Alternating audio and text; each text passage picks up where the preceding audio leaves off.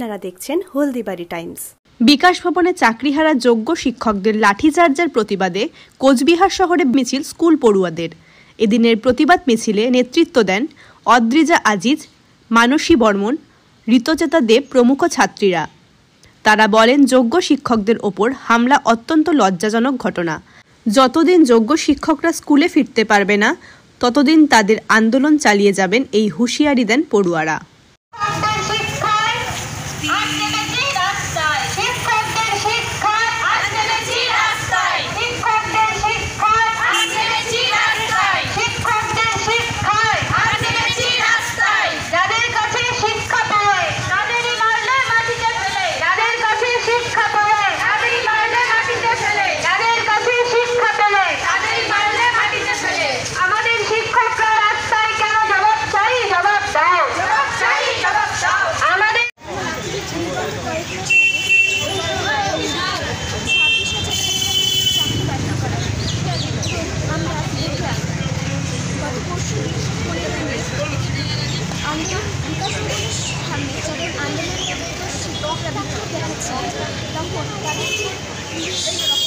এবং সরকারি নির্মম অত্যাচার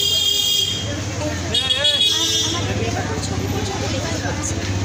এই ঘটনার তীব্র নিন্দা জানাচ্ছি এবং আমাদের স্যার ম্যাডাম অবিলম্বে আমাদের শিক্ষা প্রতিষ্ঠানকে ফেরাতে হবে, এই দাবি আমরা আছি।